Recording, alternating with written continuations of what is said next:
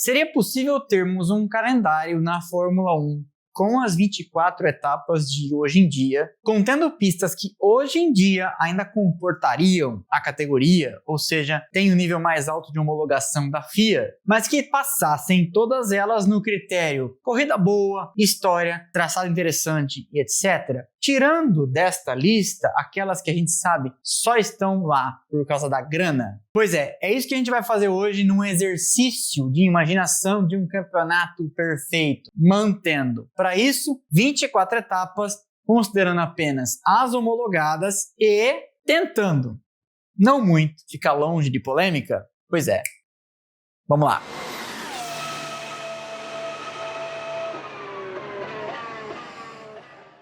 Mas antes, este vídeo é patrocinado por quem? Por ela mesma, a Insider, a marca das roupas tecnológicas que tem, além de tech t-shirts, roupas para o frio, que já chegou. Junho, já é julho, aquele ventinho gelado, em algumas cidades do Brasil faz bastante frio, e é bom então estar preparado, e com Insider você fica sempre preparado, porque as roupas têm um excelente caimento, você pode pular de uma atividade na rua para uma reunião, você está sempre na stick, como gosta de dizer a Conja. Desde que me tornei parceiro da Insider, isso foi no final do ano passado, portanto já vão aí uns bons meses, é grande a chance de você me encontrar por aí, e eu já encontrei muitos de vocês na rua, no supermercado, no restaurante, é claro, também no autódromo, em algum evento, usando as roupas da Insider. Por quê? Porque além de cores maravilhosas, tem tecnologia anti-odor, desamassa no corpo, tem um ótimo caimento, tem incríveis cores, tem pros rapazes, tem pras meninas, não é só t-shirt, como você viu, tem agasalho, tem boné, tem short, tem saia, tem blusinha, tem tudo o que você quiser e não é só roupa lisa, como eu gosto aqui de minimalismo, tem com estampa também. É só correr no site deles e conferir. E se você for pelo meu link, já entra com 15% de desconto ativo. Vale pelo meu link, cola de mim que você passa de ano, na minha mão é mais barato, 15% off. Já dá uma bela de uma adiantada, não dá? Ou se dá. Então, acabando aqui, já sabe, prepare-se para esse friozinho que está chegando, friozão de vez em quando aqui em São Paulo, usando o meu cupom com 15% de desconto. Link fixo aqui no primeiro comentário e também na descrição do vídeo. Vai pelo meu link, que aí eles sabem que funciona, todo mundo fica feliz, todo mundo se ajuda, você economiza 15%. Beleza? Então é isso. Seguimos? Já expliquei o critério, mas basicamente a gente tem que focar no que ainda existe. Então não dá para eu colocar aqui Hockenheim, na Alemanha, aquele traçado maravilhoso pela floresta, 6 km, praticamente o tempo todo de pé cravado, separadas as retas enormes apenas por chicanes, porque essa pista não existe mais, a floresta já tomou conta de tudo, foi demolida. Ou também na Alemanha, o Nordschleife, Anel do Norte, o Nürburgring, Inferno Verde, de 200 e tantas curvas e 21 quilômetros, que ainda existe, é usado para track day, tem as 24 horas de Nürburgring por lá, mas que jamais seria homologado pela FIA para receber a Fórmula 1 por uma lista de motivos que caberia nesta parede, certo? Então o critério é pista boa, corrida boa, um pingo de história, atendendo 24 etapas, porque é o que o campeonato atual tem. Quando eu comecei a assistir em 88, aos 5 anos de idade, eram 16, portanto o campeonato cresceu 50% de lá para cá. E tentando manter as pistas também no mínimo de lógica climática, ou seja, não adianta pedir uma corrida na Europa em março, porque grande a chance de estar muito frio. Então a gente sabe que temos que começar e terminar mais ou menos como que é hoje. Oriente Médio, Américas. Beleza? Então, vamos à nossa lista. Nosso campeonato imaginário, como o da vida real, tem que começar onde está calor, como eu comentei. Eu não vejo motivo para que isso não aconteça em Melbourne. O circuito de Albert Park continua dando boas corridas e melhorou bastante depois das alterações dos últimos anos. A pista ficou mais fluida. Tem bons trechos de ultrapassagem, é desafiador, tem muros próximos. Nesse ano, por exemplo, teve uma corrida maluca por lá com chuva. Eu nunca fui, mas todo mundo fala Melbourne abraça o evento. E porque abriu o campeonato durante muitos anos a fio, tem toda essa pegada de corrida inaugural de madrugada, tem até um certo charme. Então, meu campeonato imaginário começaria na Austrália.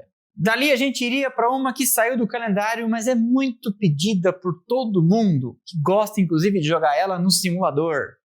Sepang.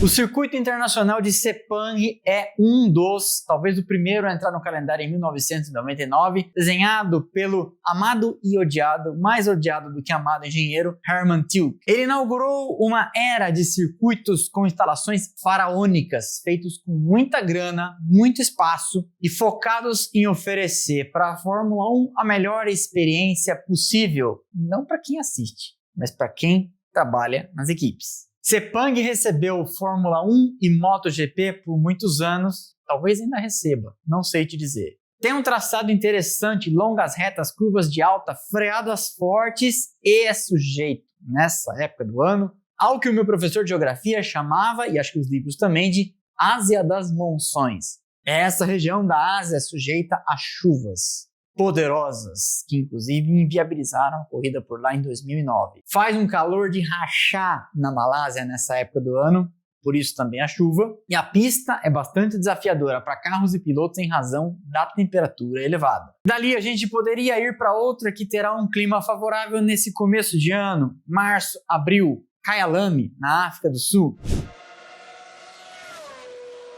que já abriu campeonatos várias vezes, as mais recentes delas em 92 e 93. Recentes é exagero, né?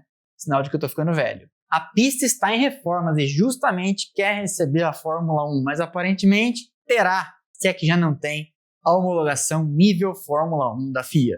O traçado de 92 e 93 manteve parte do que era usado nos anos 70 e 80, continuou muito técnico, um pouco menos rápido e deu boas corridas. Em 93, inclusive, tivemos uma briga muito interessante na ponta, de Senna com Prost, depois Senna com Schumacher pelo segundo lugar. Continuando nosso tour por lugares que não faz muito frio nessa época do ano, talvez estivéssemos ali já pelo fim de abril, a próxima etapa seria no Bahrein. No Bahrein, sim, acho que já ficou claro depois dessa pista estrear na Fórmula 1 em 2004 que o circuito do Bahrein está validado, não é porque foi feito com dinheiro do petróleo e instalações exageradas de Tilke que a pista não é boa, dá mais corrida boa do que corrida ruim, tem freadas fortes, pontos de ultrapassagem, longas retas, não tem chuva, afinal de contas, né, deserto, se bem que nesse ano teve uma garoa no treino livre, se eu não me engano, e é um daqueles que já podem ser considerados um clássico moderno da história. E é muito legal de jogar no simulador, se bem que faz tempo que eu não jogo no simulador, mas eu me lembro muito bem. Entrando na dita temporada europeia, muito parecido com o que acontecia nos anos 90 e também aconteceu nesse ano, chegaríamos ao velho mundo por Imola. Não tem jeito, aquela região respira automobilismo, terra de Ducati, Ferrari, Lamborghini, Pagani, tudo ali envolve carro. Ainda que eu tenha falado da Ducati, mas enfim, você me entendeu. Tudo ali envolve, motor. O traçado é fluido, é verdade, perdeu parte do encanto com as mudanças pós-94, mas ainda tem muita coisa interessante, tem a atmosfera apaixonada dos tifosi e uma história muito rica. Sim, eu sei, é verdade, com passagens tristes, mas enfim, tem muita história. Imola, inclusive, já comentei isso aqui no nosso vídeo do Track Walk, link na descrição, é considerada a casa da Ferrari de verdade e não Monza, porque fica ali a 40 a 50 quilômetros da fábrica e quem diz isso não sou eu, era o comendador Enzo. Por isso, em todos os anos, quando tem Fórmula 1 por lá, e pode ser que não tenha mais, a peregrinação de fãs da Ferrari vestindo vermelho é fenomenal. Temos aqui uma polêmica, eu sei que vai dar discussão. Mônaco chegou num ponto de inflexão na Fórmula 1. Alguma coisa terá que ser feita, é verdade. Ela conserva a homologação para continuar recebendo a Fórmula 1 meio que por vontade dos envolvidos, porque se você olhar na letra fria da norma, ela não tem nenhum dos requisitos necessários. Nem largura, nem extensão, nem área de escape, nada. Mas, lembrando que esse é um negócio que contém esporte, como diria Frank Williams, Mônaco tem que estar no calendário. Todos os patrocinadores querem levar seus convidados para lá. Todos os pilotos querem vencer lá. E se esportivamente o evento está falhando, e é verdade, há propostas de alteração do circuito para mantê-lo vivo, proporcionando desportivamente boas disputas. Fazendo algumas alterações, como sugeriu Alexander Wurz, ou outras inclusive com pontes flutuantes passando por cima do mar e etc. Mas a verdade é que não tem jeito. Não dá para deixar a Fórmula 1 sem o desafio que desafia a lógica de colocar aqueles carros andando daquele jeito, naquela velocidade, tão perto das barreiras. Eu, se tiver a chance, verei isso de perto um dia.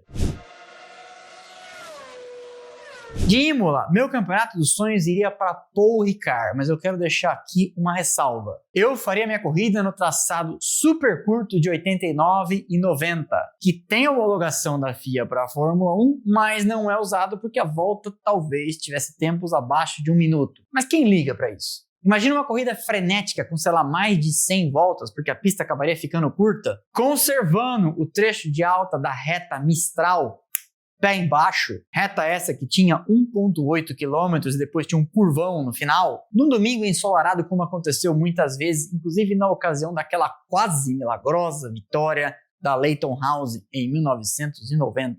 Lembra? Da França, a gente poderia ir para o Reino Unido, atravessando o Canal da Mancha em direção àquilo que é basicamente o berço da Fórmula 1. Silverstone. Curvas de alta desafiadoras em sequência, longas retas, uma atmosfera apaixonada, centenas de milhares de fãs no verão da Inglaterra.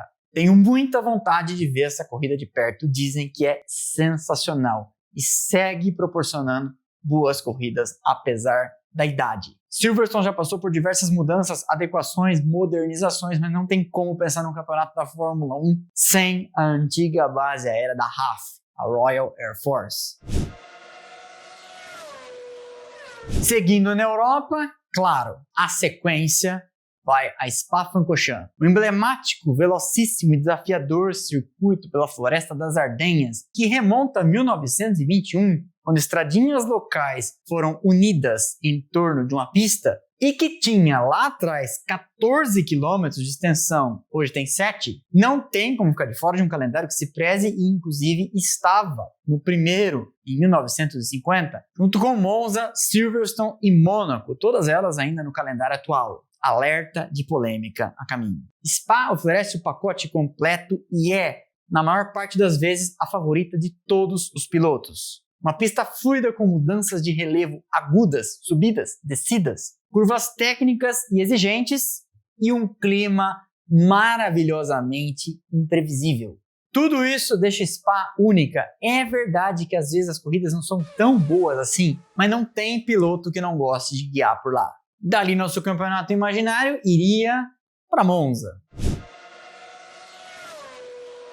O Templo do Automobilismo, fundado em 1922, um ano depois de Spa, sinônimo de tradição a altíssima velocidade e também local de peregrinação dos tifosi. O layout de Monza não muda já tem um bom tempo e também nem precisa. Basicamente são retas enormes conectadas por algumas chicanes que foram colocadas lá, inclusive, para diminuir a média horária do circuito. São muitas ultrapassagens, trechos de reta e o uso fundamental do vácuo. Monza é quase um oval da Fórmula 1. E já teve oval por lá, a gente já contou essa história aqui mais de uma vez. Lembra do Monza-Nápoles? Pois é. Depois da nossa pernada europeia, faremos uma pausa nas Américas, passando por um que eu adoro. Já assisti em 2012 presencialmente. Tem outra cidade que, igual a Melbourne, abraça o evento e é uma pista muito divertida de jogar no simulador e os pilotos gostam. Rende corridas malucas e boas disputas. Claro, Montreal. Localizada na ilha de Notre Dame, que foi construída com a areia extraída do metrô de Montreal, portanto uma ilha artificial. O circuito é um parque, tipo Ibirapuera, fica aberto na maior parte do ano, você pode ir lá visitar. Inclusive, tem gente aqui do canal que mora em Montreal e já mandou foto. Sempre rende boas corridas, sempre tem disputas e por ter muros muito próximos, também sempre tem uma batida ou outra. Já foi palco de diversas vitórias brasileiras, grandes lances da história, batidas horripilantes como a de Kubica em 2007, e tem tudo o que um grande prêmio precisa para estar no calendário.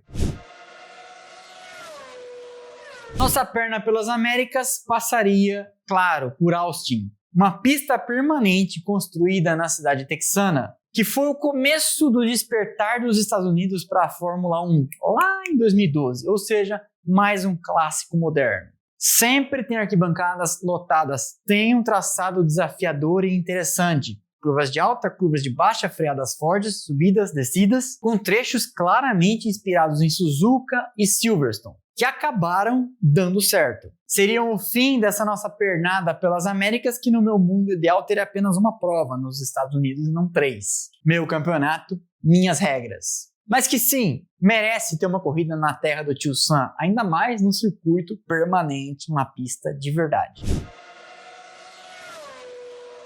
Outro circuito desenhado por Hermann Tilke, um dos poucos que a galera gosta de verdade, Istanbul Park é uma pista espetacular. Recebeu a Fórmula 1 por diversos anos, tinha um tal de Felipe Massa que andava muito bem por lá, venceu em 2006 e 2007. E tem a famosa curva 8, que é uma curva que na verdade são três tomadas pé no fundo, emendadas, seguidas por uma reta e uma freada forte, que dava ponto de ultrapassagem. Tem subidas, tem descidas, lembra Interlagos em algumas coisas. E os pilotos gostavam bastante, sempre deu também boas corridas.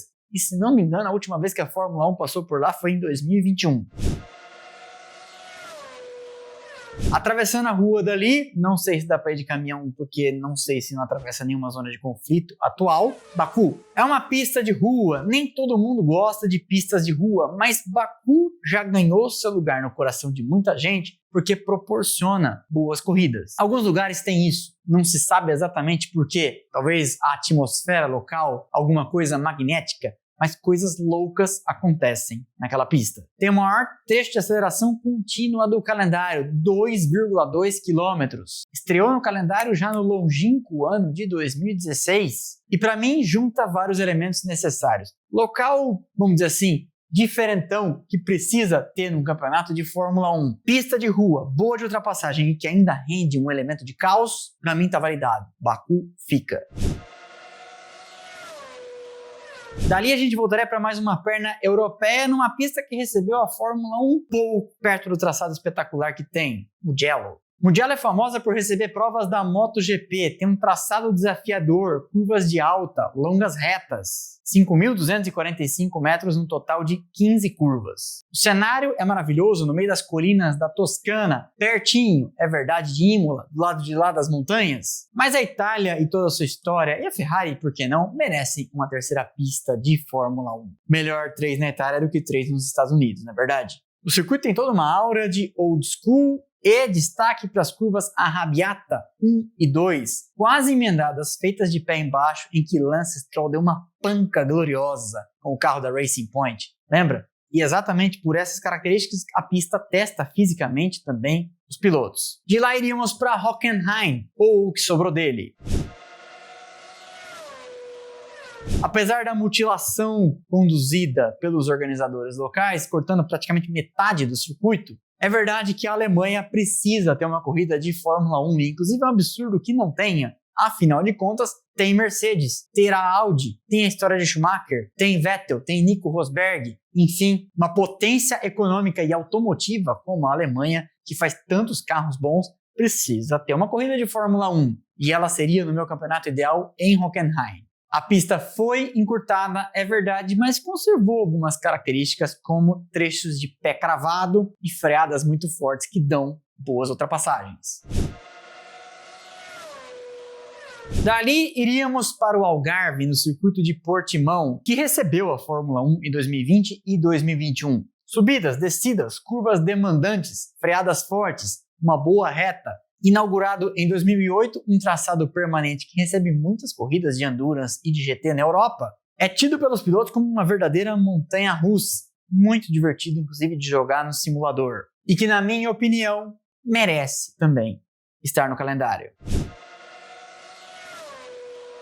De Portimão iríamos para Barcelona, uma pista que durante muito tempo foi sinônimo de corridas tediosas, mas que depois, muito por causa dos carros de efeito solo, teve esse problema resolvido, podendo até abrir mão daquela medonha chicane no último setor. Barcelona é uma cidade incrível, a pista é exigente, pilotos e engenheiros gostam, tem rendido boas corridas, tem arquibancadas cheias, tem um monte de história, enfim, Barcelona fica. De lá, iríamos para o Red Bull Ring, considerada pelo amigo Sérgio Civerli a Interlagos da Europa. E ele tem razão. O circuito é só 100 metros maior que a nossa pista aqui de São Paulo. Subidas, descidas, trechos de alta, curvas exigentes no meio, uma volta curtinha, num cenário bem bonito, no meio das montanhas da Áustria, que é, curiosidade, o circuito de Fórmula 1 mais próximo fisicamente de outro circuito de Fórmula 1, que é Zeltweg, fica a 5 km dali, uma antiga base aérea da Áustria. O Red Bull Ring rende boas corridas, tem um traçado interessante, arquibancada cheia, tem história, para mim tá validado, também fica. Do Red Bull Ring dá para ir de caminhão para Hungaroring, em Budapeste. A pista durante muitos anos, igual Barcelona, mas por outras razões, era sinônimo de sono. Corridas em que ninguém ultrapassava ninguém e etc. Mas, por diversas razões, começou a render boas corridas, antes até da era do efeito solo. E hoje até rende boas disputas e boas corridas. Tem, por causa da sua localização, arquibancadas cheias. E dizem, Budapeste é uma cidade maravilhosa à margem do rio Danúbio. Para mim, tem todos os elementos. Históricos, de público, a pista nem é mais tão ruim assim. Melhor um Hungaroring do que uma no meio do deserto ou em Las Vegas. Como eu falei, a Alemanha merece um grande prêmio, de repente merece até 2. E Nürburgring, não o circuito longo, talvez seja o palco ideal. Com subidas, descidas, freadas fortes, trechos de alta, é uma pista interessante e tem pontos de ultrapassagem. E entraria aqui pelo combo Alemanha, local histórico, arquibancada cheia, rende boas corridas, enfim, Nürburgring fica. Inclusive já me disseram que lá tem uma das melhores lojas de miniatura da Europa. Me segura quando eu for.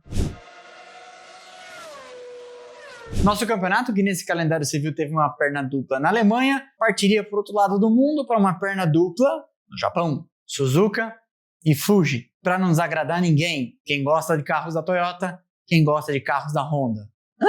É que as pistas pertencem a essas fabricantes. Fuji foi a primeira pista a receber uma corrida da Fórmula 1 lá nos anos 70, palco inclusive do campeonato de James Hunt. Depois ficou por uns anos sumida do calendário e voltaria a receber a Fórmula 1 nos anos 2007 e 2008. Quando o Suzuki estava em obras, a Honda não estava a fim de gastar muito dinheiro, tínhamos Toyota na Fórmula 1, enfim, havia vontade. A pista é interessante, tem pontos de ultrapassagem, tem, como sempre no Japão, fãs apaixonados, completa o quesito história e tem como cartão postal o vulcão Monte Fuji ao fundo. É o combo perfeito. Dali nunca fui, é claro, mas no Japão você pega um trem-bala e deságua em Suzuka. Suzuka tem um traçado desafiador, tem história de sobra, fãs apaixonados, já está no calendário, evidentemente por causa disso tem a homologação da FIA, tem o charme de ser o único traçado em 8 do calendário, é adorada pelos pilotos, é muito desafiadora e com isso preenche todos os requisitos. Buenos Aires, é verdade, não está em obra, fiz uma forcinha para estar aqui no calendário, mas acho que estará. E também, caso não esteja, tem o circuito de termas de Rio Hondo, no interior da Argentina, que recebe a MotoGP, que poderia receber a Fórmula 1. Então, deixa aqui um coringa, um asterisco. Se Buenos Aires não for adequada, coloca lá no interior, tá tudo certo. A Argentina, na minha opinião, não tem como estar fora do calendário. Tem a história de ninguém menos do que Juan Manuel Fangio, um automobilismo local fortíssimo. Tá aqui do lado, a gente poderia fazer o combo, assistir as duas juntas. Enfim, tem tudo que uma sede precisa, fãs apaixonados, um piloto no grid, Franco Colapinto, pelo menos por enquanto. E seria o fim de campeonato perfeito, porque a gente sabe já onde isso vai acabar, certo?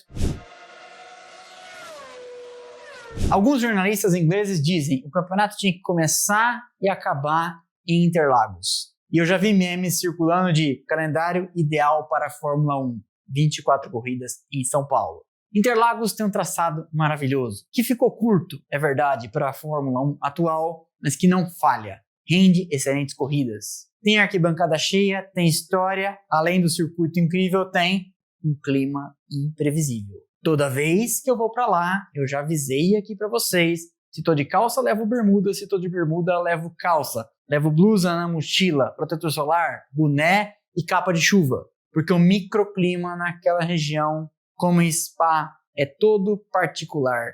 Nada do que vale para o resto da cidade se aplica lá. Para mim, final de campeonato tem que ser em São Paulo. Seria perfeito.